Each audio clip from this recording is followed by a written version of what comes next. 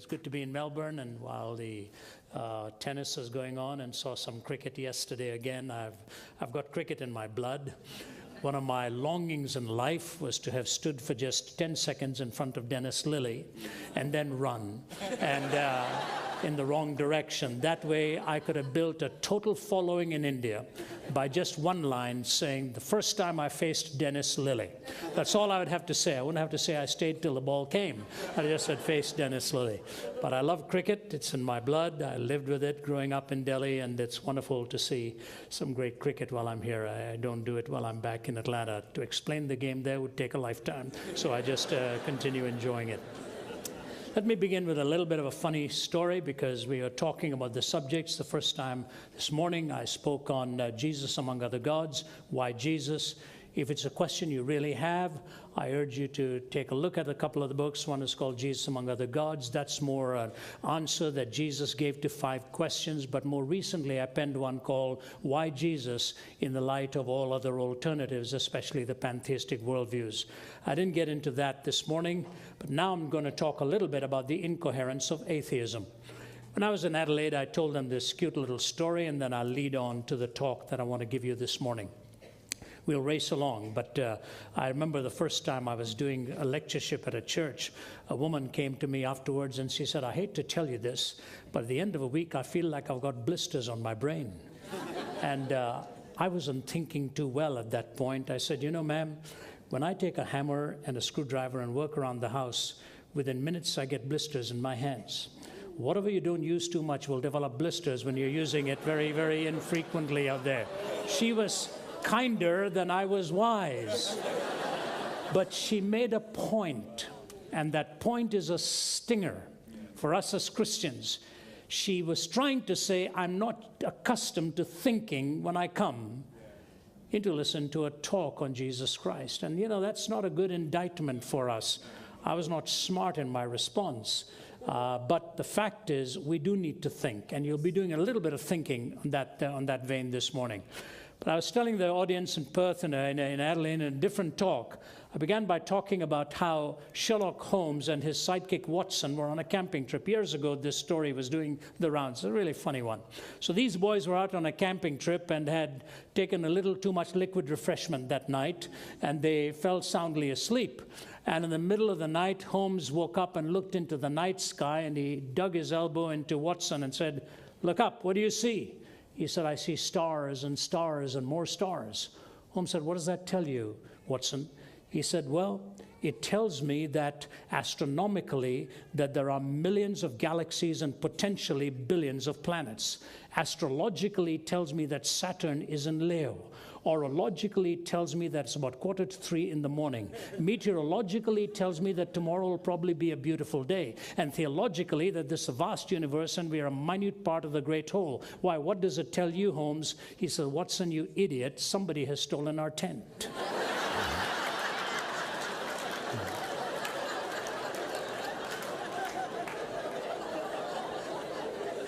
Have you ever sat in a lecture on philosophy and the end of it said, "What on earth is that all about?" I did my work in philosophy at Cambridge, and I listened to one of the most vociferous atheists, Don Cupid. And he wrote a book, saying farewell to God and taking leave of God. And when I remember after some of those lectures saying, what on earth did he just say? What did this have to do with anything related to the subject? That's why somebody once said philosophers can be doodlers with words. I remember Lee Strobel, if you've read any of his books, came to me one day and blamed me for his son going into study philosophy.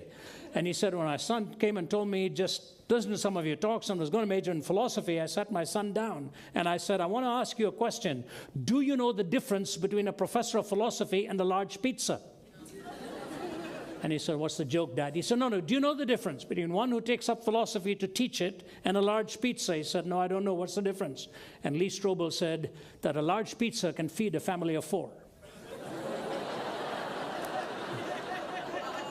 In other words, you ain't going to make much money doing this, boy. You better find something else.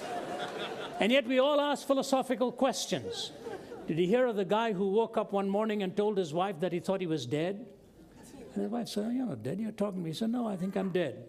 She could only reason with him that long, so she sent him to a bunch of doctors to get rid of him, and he came back every day saying, "I know I'm dead." So finally she put him in touch with a bunch of psychiatrists who sat as a team, and their only goal was to convince him of one thing: only living people bleed. Only living people bleed.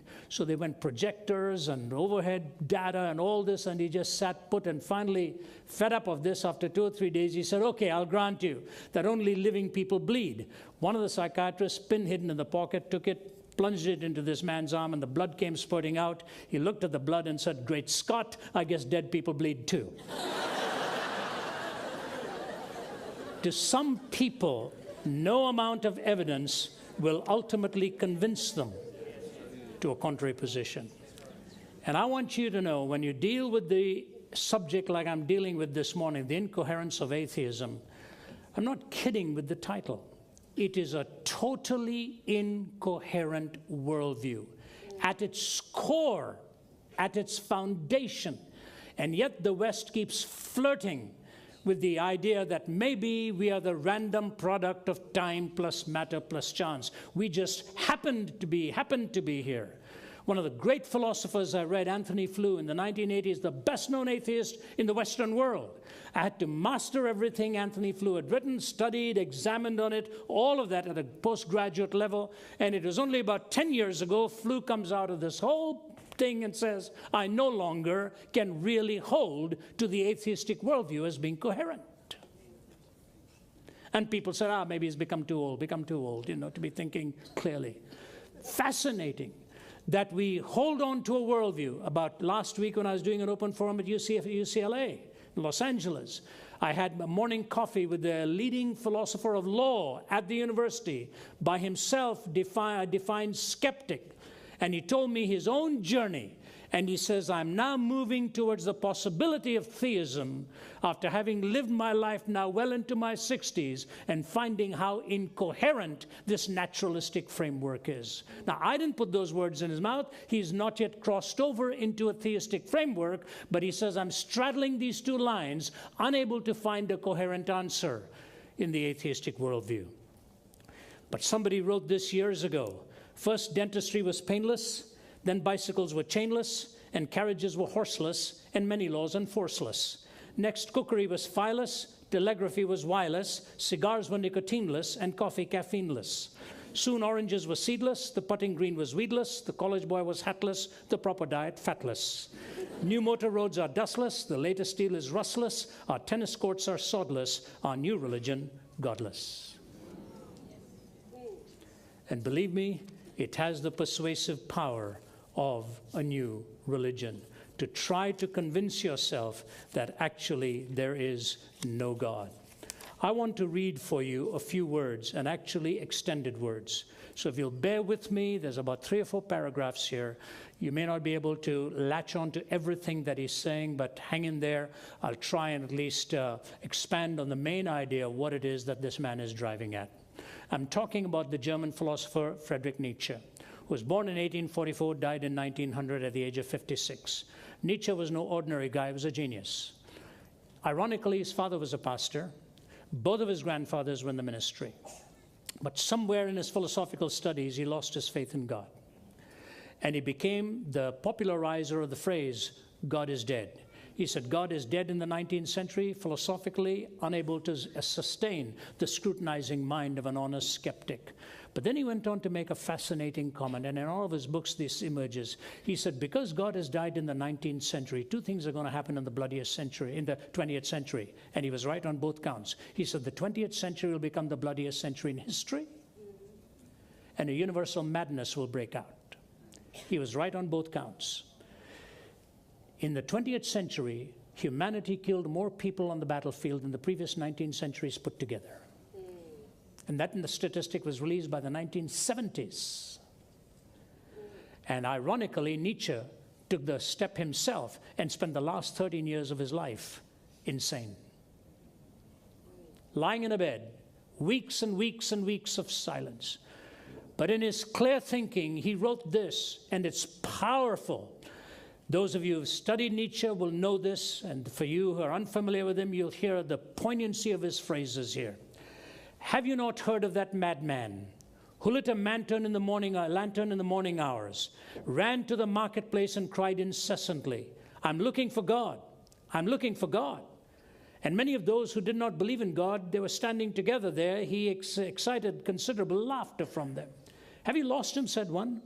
Maybe God's lost his way like a child, said another. Maybe he's hiding. Is he afraid of us? Has he gone on a voyage or emigrated? So they shouted and laughed him to scorn. But the madman sprang into their midst and pierced them with his glances. Where is God? He cried. I'll tell you, we've killed him. You and I. We are all his murderers. But how did we do this? How were we able to drink up the sea? Who gave us a sponge to wipe away the entire horizon? What did we do when we unchained this earth from its sun? Whither is this earth moving now? Whither are we moving now? Away from all suns, maybe? Are we not perpetually falling backwards, forwards, sidewards, and in all directions? Is there any up or down left? Are we not straying through an infinite nothing? Do we not feel the breath of empty space? Has it not suddenly become colder? Is not more and more night coming on us all the time? Must not lanterns now have to be lit in the morning hours? Do we not hear anything yet of the noise of the grave diggers who are burying God? Do we not smell anything yet of God's decomposition? God's decomposed too, you know. God is dead. God remains dead, and we have killed him. Now, how shall we, the murderer of all murderers, compose ourselves? That which was the holiest and mightiest of all that the world has possessed has bled to death under our knives. Who will wipe this blood from us? With what water can we purify ourselves? What festivals of atonement? What sacred games will we need to invent? Is this not the greatest of all deeds ever done, and maybe too great for us to handle? Must not we ourselves now become God, simply to seem worthy of what we have done? There's never been a greater deed, you know, and whoever is born after us for the sake of this deed will be a part of a different history than all history hitherto. Here the madman fell silent and again regarded his listeners. They too were silent, and they stared at him in astonishment. At last he threw his lantern to the ground, and it broke and it went out. I come too early, maybe. My time has not yet come. It has been related further that on the same day this madman entered diverse churches, and there sang a requiem, Aeternam Deo. Let out and quieted, he said to have retorted each time, what are these churches now, if they are not the tombs and the sepulchres of God? God is dead. We have killed him. Do you notice the questions he asked? What games are we going to need to invent? Who gave us a sponge to wipe away the horizon? Do we not need suddenly lanterns in the morning hours? What he's really saying is, wherein lies the source of our transcendent dependence? Where do we get the wisdom from now? Where do we get the ideas from? Where do we get our definitions from? Who is going to define what it means to be human?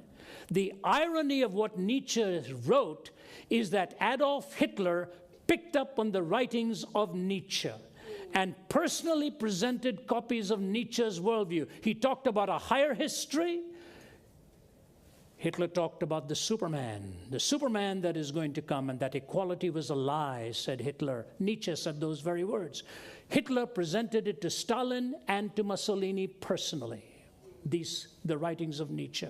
The whole idea of the Third Reich was based ultimately on the superiority of some races over others and the extermination of the weaker. Nietzsche gave that philosophical strength and depth. And the idea was, if God is dead, we're going to have to come up with definitions of what it really means to be human and what it means to be good or wicked and so on. The incredible breadth of understanding, one has to give him the credit that at least he knew the ramifications of what he had done. Modern day guys like Richard Dawkins and all, they're sort of playing at backyard stuff compared to the philosophical sophistication of a person like Nietzsche, who knew he had to evaluate what these things involved. And so as I talk to you this morning, I want to talk to you on how important it is to truly and fully understand what happens if God doesn't exist. If there really is no God, where then does humanity find its what you call the ontic reference, the points of objective reference from which we can arrive at the definitions which we often look for and seek. The first is this, that if there is no God, ultimately we have to find out the answer very quickly for a moral law. Who defines good and evil? This, to me, is the only point I need in my life. I don't need anything beyond this, because atheism brings the hatpin to the heart of moral reasoning. All of the atheists have admitted how tough this actually becomes for people who need to define good and need to define evil. Now listen to an atheist from Canada, Kai Nielsen, on the problem of defining good and evil. He says, we have not been able to show that reason requires of us that we have a moral point of view, or that really rational persons, unhoodwinked by myth or ideology, need not, as a result of their belief, become individual egoists or classical amoralists. Reason doesn't decide here. The picture I have painted for you is not a pleasant one. Reflection on this actually depresses me. Pure practical reason, even with a good knowledge of the facts, will not take you to morality. That's an atheist saying that. The most noted Australian atheist, J.L. Mackie, says basically the same thing. He said the whole nature of moral reasoning has such an immense configuration to it that it is impossible to actually arrive at a rational defense of it apart from invoking a moral, personal first cause. Bertrand Russell, he puts it this way. He says, I cannot believe that values are simply a matter of my personal taste, and so I find my own views actually quite incredible, and I do not know the solution. Fascinating. I find my own views. This is one of the greatest mathematicians of all time. I find my own views quite incredible. And I say to you, the reason is, when you do away with the notion of God, you do away with the definition of good and evil. You know, it was in the 1980s during the Cold War. I was still, in many ways, fresh in my calling, learning. You're ever learning. And I was asked to speak at the university in Warsaw and Krakow and all of that. And I remember arriving there in biting cold winters. And one day we had a day off, and my host looked at me and said, would you like to go and visit the concentration camp of Auschwitz? I said, Henrik, I've already seen many. I've been to Dachau, Buchenwald. He said, no, this is a death camp. Have you been to one? I said, no, the ones I've gone to were concentration camps. Said, you need to see this. So we got into the car and we drove for the better part of the day and got there. I wasn't prepared emotionally for what I was going to see. A lady in the audience just handed me a book and told me that her father was there. Viktor Frankl, the famed psychologist, had 2 terms in Auschwitz, and that's when he wrote his Man's Search for Meaning. And when you walk in there, if you're not emotionally prepared or you just want to be dismissive about it, you're really caught in no man's land in the beginning. And I remember going from room to room, and in one room, behind glass, there was 14,000 pounds of women's hair. As the women were scalped before taken into the gas ovens, where they were stacked up like slabs of meat against each other, and the gas was turned on, they were told they were about to have a shower. And one by one, they would collapse. In Auschwitz, they were killing them at the rate of 12,000 every day.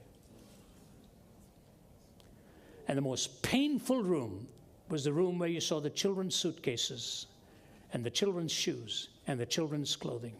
And pictures taken like this of twins, castrated boys, at the hands of Joseph Mengele to do genetic studies. He ran for the rest of his life, hid in the swamps somewhere of Argentina, and escaped the hand of justice till his dying day. Eichmann was caught there, but Mengele escaped. Now, why? And as I remember standing in this room, funnily, the man looked at me and he said to me, a man standing next to me said, what do you do for a living? I said, I'm a speaker, I'm a Christian philosopher, and so on. He said, you've got a lot to think about, haven't you? I said, what do you do, sir? He says, I'm a judge in New York. I said, we both have a lot of thinking to do. Most of those who came here came as a result of certain judgments that were made by them. And some teenage gals walked out of there sobbing, couldn't handle it. And just before the gas oven room were the words of Adolf Hitler, I want to raise a generation devoid of a conscience, imperious, relentless, and cruel. Malcolm Muggeridge's own journey into the Christian faith came when he saw eyeball to eyeball the kind of evil that he'd seen and what was going on in the former Soviet Union. He tells you story after story. And what happened when he wrote the book Winter in Moscow, and the journalistic world was mocking him for calling Stalin for what was actually happening. Now, the irony of Stalin's life is that he was actually preparing to go into the ministry. He was a seminary student, Joseph Stalin. And then he lost his faith in God, abandoned it, and his last gesture on his deathbed, Muggeridge said it was told to him by Svetlana, Stalin's daughter. She was by her father's side when he died. His last gesture physically, he was not a big guy, lying in bed, was a clenched fist towards the heavens one more time. And Muggeridge said, a noted Western diplomat went to visit him when he was eliminating his own people, and he did 15 million of them. And the diplomat looked at him and said, Mr. Stalin, how long do you expect to keep doing this and expecting your people to follow you? He said, you want an answer? She said, yes. He called the waiter. It's a true story. Read Philip Johnson's biography of Stalin here. He called a waiter, and the waiter said to the waiter, bring me a live chicken. So the waiter brings a live chicken. Stalin puts the live chicken and clutches it under his arm and starts defeathering it. And the chicken is trying to break free. Wouldn't let it go. Till it was kindly denuded, he put the chicken down, picked up a piece of bread, walked away, and bent down with the bread in his hand, and the chicken hobbled over, pecked away at the bread, and then nuzzled between his trouser legs for cover. And he looked at his visiting friend and he said, did you get your answer? I tortured that chicken. It'll follow me for food all of its life. People are like that chicken. You torture them and they will follow you for food the rest of their lives. And Stalin tried it in his nation. What does it mean to be human? Are we nothing more than a different degree from a chicken? You see, atheism, when it's carried to its logical outworking, exposes atheism in its total vulnerability.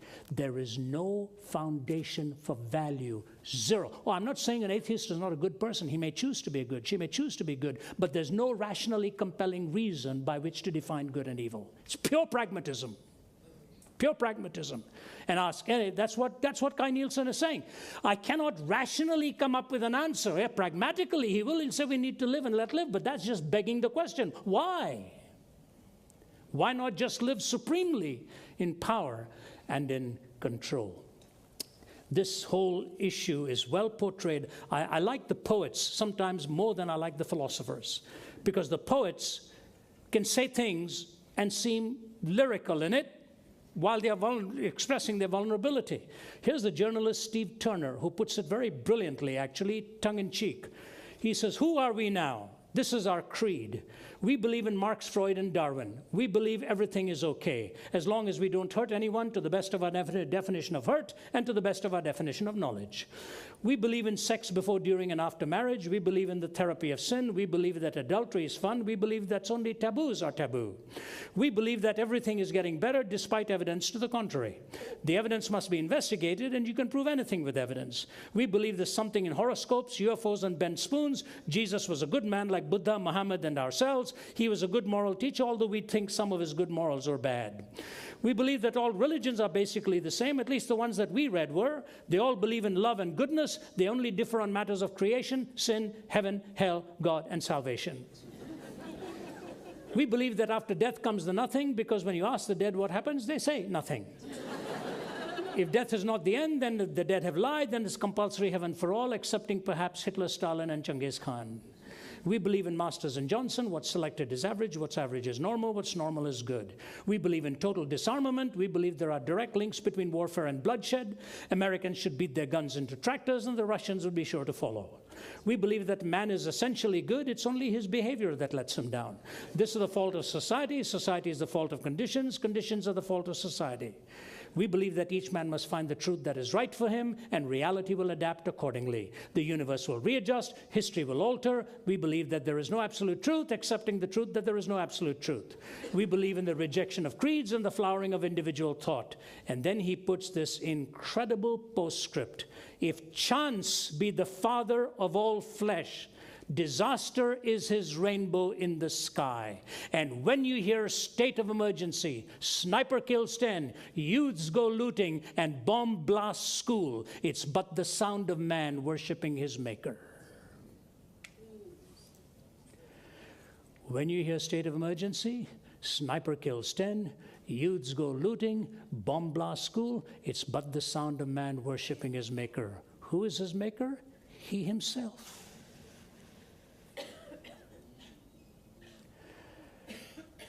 One of the rock musicians wrote this: Cat's Foot, Iron Claw, neurosurgeons scream for more, from paranoia's poison door, 21st century schizoid man. Blood rack, barbed wire, politicians, funeral pyre, innocents raped with napalm fire, 21st century schizoid man. Death seed, blind man's greed, poets starving, children bleed, nothing he's got, he really needs, 21st century schizoid man. The walls on which the prophets wrote is cracking at the seams.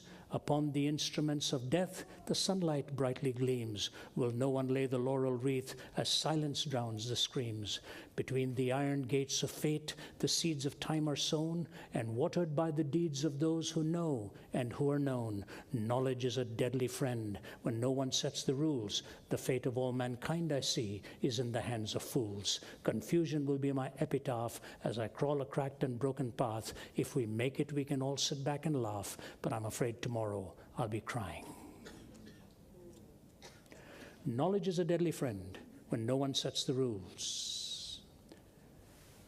The walls on which the prophets wrote is cracking at the seams. Where do we find an objective, transcendent point of reference for good and evil?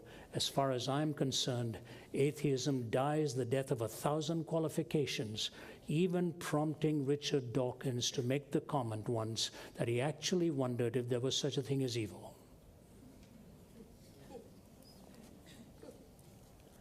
Why? Because the logic of his philosophy drives him to raise the question. It's not evil, it's just, we call one thing blue, another thing yellow. We call this good, we call it bad. It's nothing more than just an aesthetic difference. It's got nothing to do with the moral law. I have debated atheists all over the world. I have never yet found an answer to this. Now let me, our time's running by, so let me move on. There is no moral law in atheism which makes it incoherent. Oh, they can be good, but not rationally compelling reasons for why. Secondly, there is no ultimate point of reference for meaning. There's no ultimate point of reference for meaning. Now, we say virtue in distress and vice in triumph has made atheists of mankind. Meaning, when you see good suffering and evil triumphing, to make atheists out of you. Let me reposition this whole thing. I think G.K. Chesterton was right. He said meaninglessness does not come from being weary of pain. Meaninglessness comes from being weary of pleasure. Do you know who the loneliest people in the world are? It's those who press the pleasure button often enough and find out it's not there. When I was in Adelaide, there was a pastor there from Las Vegas. That's one state I've not preached in, Nevada. I think there are 2 or 3 in the U.S. I haven't. Nevada is one of them. And of course, it's known for all of its casinos and life and all its cabaret and all that stuff. People just go there to have their conventions. That's what they tell us. And we know why they really go there. And I said, are you aware of the man who a couple of years ago committed suicide in one of these big casino hotels in Vegas, and he left a note on his bed? He said, out here, there are no answers. And he took his life that night. I suspect he indulged himself to its heart content and lay on bed and said, is this what there is to it? One of the great Atlanta ball players was a fellow by the name of Deion Sanders. Played twin sports. He played both for the National Football League, American football, for the Dallas Cowboys, and played for the Atlanta Braves. Punished his body through two sports simultaneously. Deion Sanders was sort of the poster boy for pleasure-oriented living. And after they won the Super Bowl, which is a big game about to come up in the U.S. now, but after he was playing for Dallas, I think, and they won the Super Bowl that year, and he went back to his hotel room, and he got on the phone and ordered his personal Lamborghini. He said, this is what I want to live for. This is what I've been waiting for. He woke up in the morning, and he says this, I lay in my bed and said, is this what I have spent all my life waiting for? Remember the film Chariots of Fire? How Harold Abrams says he was afraid of, never afraid of losing because he just wanted to win. And after he won, the whole thing was over. And he said, I had 10 seconds in which to prove the reason for my existence. And after that, I'm not sure I will. Winning the 100-meter dash. And then what? Meaning, meaning, meaning. The skin that puts it all together, and you can never find meaning without defining two things, the sacred and love. What does sacredness mean? The whole 10 Commandments can be summed up in one word, the sacredness of life, of property, of your word, of time, of relationships. That's it. And you desacralize life, you've lost your definitions. And you redefine love, you lost your definitions. You see, in English we have one word for love. That word is, I love my car, I love my house, I love my wife, I love my family. Same word, love, love, love. How can you love your car and love a person same way? But, well, we do, you know. The Greeks were smarter. They had 4 words, agape, phileo, storge, eros. Agape is the love of God. Phileo is the love of a friend. That's why Philadelphia, adelphos, the word for brother, phileo for love. So Philadelphia is called the city of brotherly love. So you've got agape, phileo, friendship love. You've got storge, caring or protective love, as in a parent for a child. And you've got eros, which is romantic love. Agape, phileo, storge, eros. I dare you to define the last 3 without first defining the first. Friendship love, romantic love, parental love, all of those remain undefined. You know, in Ohio, there's a building called the Wexner Center for the Arts. I was about to lecture at Ohio State University, and a businessman was driving me. He stood parked outside a building. He said, do you see that building? It's America's first postmodern building. I said, I know what postmodern philosophy is. I've never heard of a postmodern building. I said, what's a postmodern building? He said, the architect designed it by saying, since life doesn't have any meaning, why should our buildings have any meaning? I said, and so? He's got a building with staircases going nowhere, rooms serving no purpose at all kinds of odd angles with which you can do nothing. I said, Wexner Center for the Arts? A building with no purpose, no design? He said, yeah. He said, what do you think? I said, I have one question for him. Did he do that with the foundation as well?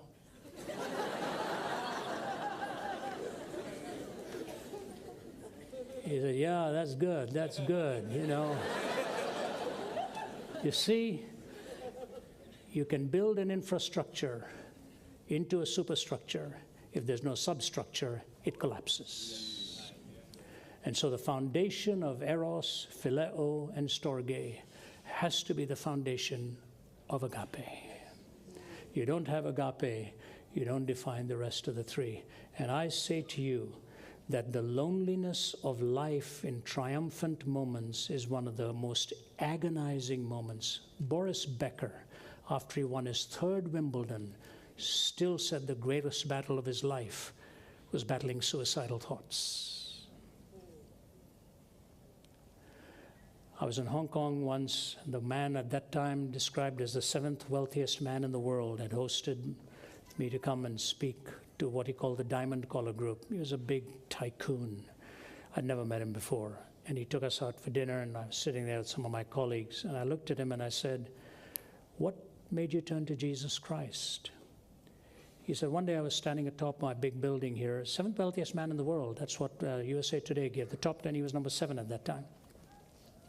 And he said to me, I phoned home one day and I said, Ingrid, I'm the loneliest man in the world. I don't know why. She said, I'm the loneliest woman in the world. He said, I'm coming home right now. He came back home and he said, what are we going to do? And she said, I don't know. Do you think we should go to church? He said, what church do we go to? She said, there's one opposite one of our apartment buildings that we own, and that way we won't have to pay for parking.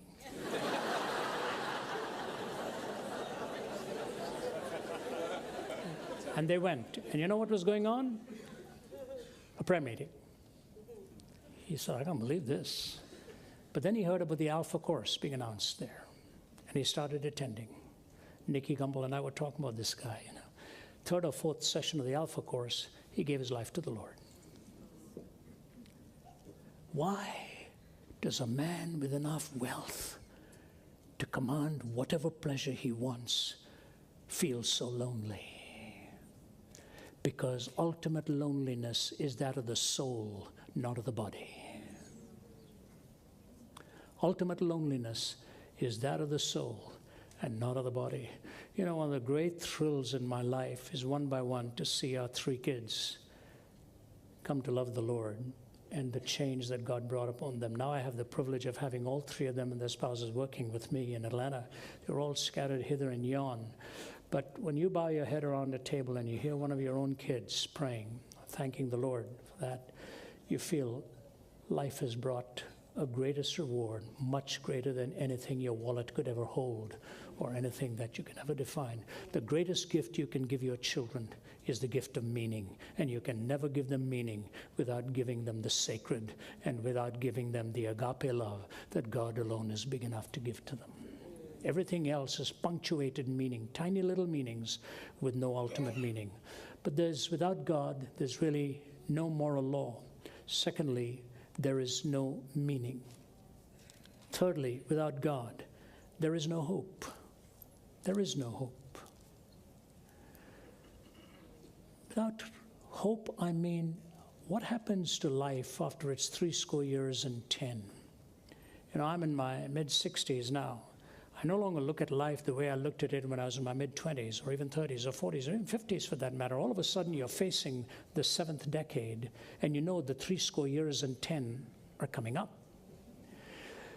Old age, I say, is no matter what anybody else says, it reminds you of something else. Because you've been around so much, no matter what somebody says, oh yeah, it reminds me of this, and they get very, very, very, very tired of that. And actually, old age is when you do drop a coin, you wonder whether the pain of picking it up is greater than leaving it on the ground. That's about it, If you've got my back, you know which way it is. All the gifts I get at Christmas now are helping me to pick things up. Clip this and clip that and clip that, and pretty soon this won't go. Hope. Hope. Konrad Adenauer, after the Second World War, invited Billy Graham to his office. He was looking at the ruins of his cities in Germany and became the chancellor. Billy Graham personally told us this story around a luncheon table. He said, Chancellor Adenauer brought me into his office, and he walked over towards the window and looked at the ruins of his city, and he said, Mr. Graham, I have a question for you. Tell me really, do you really believe Jesus Christ rose again from the dead? Do you really believe that? And he said, I paused knowing how sincere Mr. Adenauer was. And I walked up to him and I said, Mr. Adenauer, if I did not believe that Jesus rose again from the dead, I would have no gospel left to preach. And then Adenauer walked over to the other end of the room behind his desk and he said, Mr. Graham, keep doing what you're doing, because outside of the resurrection of Jesus Christ, I know of no other hope for mankind. Profound statement from a man who inherited the hell after the Holocaust. Outside of the resurrection of Jesus Christ, I know of no other hope for mankind. And I say to you this, look at the way Jesus talked about his resurrection. If he were a charlatan, if he were a fake, You know what he would have said? After I die, I will spiritually rise again. Now I ask you, how do you falsify a statement like that? You're looking at the body, but he said he would spiritually rise again. There's no way, it's not an empirically falsifiable statement even after the fact of the events. He gave such a notably falsifiable statement when he said, I will bodily rise again. Do you realize the empirical threat to a statement like that, where it could have been falsified within minutes after the death? And the body clung there, and 3 days later, still there. What do you think Pilate and all would have done with this? He said, I'll physically rise again. And the only thing the Romans needed to do to dispel this entire message was present the body of Jesus. And think of who he appeared to first. He didn't go to the big boys like Peter and all, you know, I've got the answer. He goes to the women whose testimony was not even valid in court. Amazing. And then in Luke 24, he appears and he's walking with these two disciples, and these two boys are historians. You know, they're talking about all that. And so they don't know Jesus with them. And so he's just walking in the midst, and they're talking about, he says, what are you boys talking about? And they say to him, are you the only one in Israel who doesn't know what's happened? He was the only one in Israel who did know what had happened. And he looks at them and starts to unfold all of history, all of history. And when he unfolded that, they said their hearts burned within them, and they invited him for dinner. And when he broke a piece of bread, their eyes were opened. I want to give you a couple of closing thoughts in this. Atheism is incoherent to me. No basis for moral law. There's no skin to provide meaning except that which we pragmatically choose to do for ourselves. There's ultimately no hope. Bertrand Russell said this, we cling to unyielding despair, and on that I build my entire hope, and it shall all ultimately come to nothing, he said. And then the last step is this, if the atheist is wrong, there is no recovery. That was Pascal's point. He said, they challenge me to find meaning, I have found it in Jesus. And if I'm wrong and become nothing, I have nothing to regret. So I met their test of happiness. But if they have not met the test of truth and they're wrong, they have lost everything. Here's what I want to close with for you, very, very simply. It is this. When Jesus came, he was questioned many times. And one of them looked at him and asked him the most powerful question to split Rome against them. And he said to him, is it okay to pay taxes to Caesar? I wish so much Jesus had said no.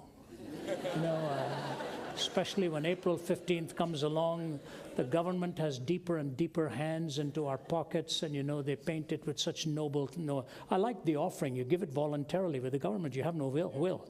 You better do it, or you're going to be writing books in prison somewhere. So, you know, Jesus looked at him brilliantly and said, do you have a coin? The guy says, yeah. He said, give me the coin. Jesus held the coin and said, whose image do you see on this? The fellow says, Caesar. He said, give to Caesar that which belongs to Caesar, and give to God that which belongs to God. If this fellow were a genuine questioner, he should have had a follow-up question. You know what the follow-up question should have been? What belongs to God? You know what Jesus would have said? Whose image is on you? Whose image is on you? Do you realize Jesus paid you the ultimate compliment in calling you as one made in the image of God? Atheism denies that. Which way do you want to go? You want to go the way of all flesh and live for time plus matter plus chance to extinction? The great American scientist Robert Jastrow, who was the head of NASA's Goddard Institute of Space, wrote a book called God and the Astronomers. And he said, for us scientists, I'm afraid this whole thing is going to end like a bad dream. We're going to scale the mountains of knowledge and climb higher and higher and higher. And we're going to climb up to the top and meet right there a bunch of theologians who've been sitting there for centuries.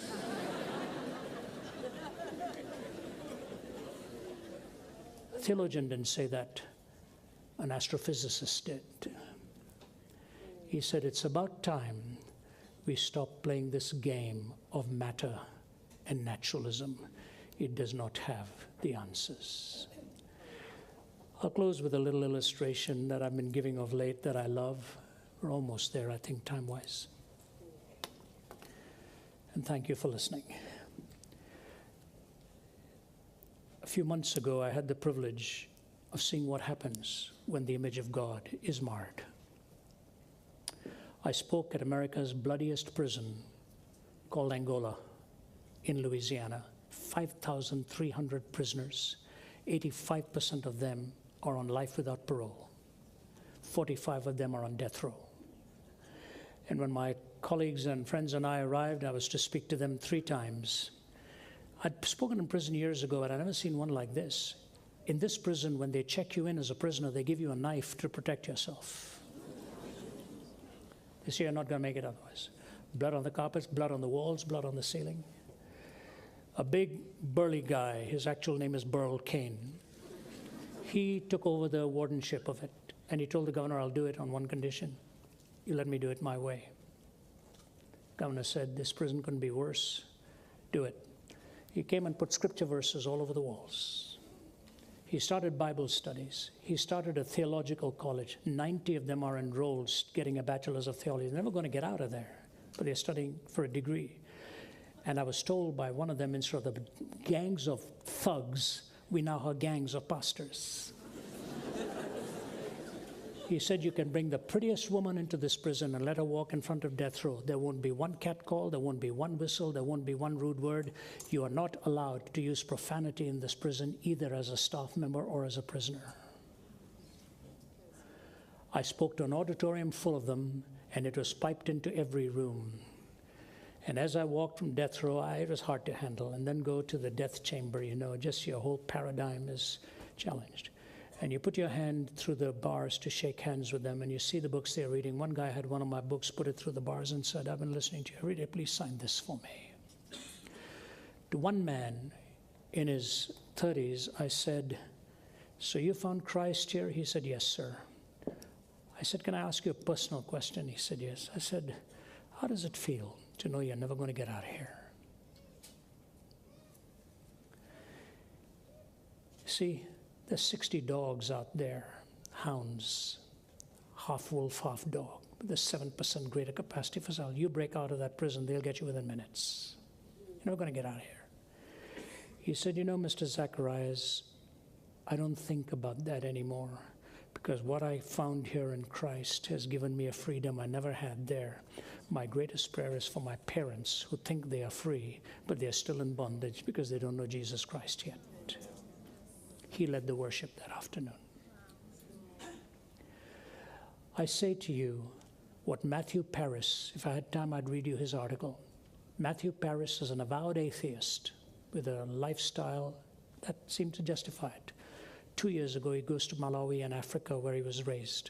He came back and said, I am now forced to face the ultimate paradigm shift in my own life. I do not believe in God, but I have come face to face with what the Christian gospel alone can do. Maybe I'll read you the last line of that if I can, because it's so powerful how he ends it. He says, no, the NGOs are not going to be good enough. No, all kinds of good thinking is not going to be good enough. He ends his line by saying, the article by saying, the gospel is needed because the gospel alone can change the heart, the message of redemption. And he says, I'm shocked that I'm saying that. Powerful article. And then he ends with this, how can I, as someone with a foot in both camps, explain what I'm saying? And he goes on. He says, let me try an example. And he goes on to try to explain this. He can't come to any conclusion. And then he goes on to say this, those who want Africa to walk tall amid the 21st century global competition must not kid themselves that providing the material means or even the knowledge, know-how that accompanies what we call development will make a change here. No, a whole belief system has to be supplanted. And I'm afraid it has to be supplanted by another, removing Christian evangelism from the African equation. This is his last line. Removing Christian evangelism from the African equation may leave the continent at the mercy of a malign fusion of Nike, the witch doctor, the mobile phone, and the machete. Powerful article. Recently, he wrote another one, told the church not to abandon its faith in the face of liberalism. He said, what you've got is exactly what is needed to transform the world. If you're an atheist, I ask you to consider Christ. Consider Christ. Take the Gospel of John, ask him to speak to you in the quietness of your own setting. Say, Lord Jesus, if you're who you claim to be, speak to me. At the age of 17, I did it on a bed of suicide. These 5 decades have gone by and drawn me only closer and closer and closer to the conviction that he is the way, the truth, and the life. And outside of him, there are no answers. For atheism, there's no moral law. There's no ultimate point of reference for hope. There's no coherence for meaning. And if they're wrong, there's no recovery. In the Christian faith, you have his moral law, you have his hope, you have his meaning, and you recover all as you come to him and trust in him. May God richly bless you. Please pray with me.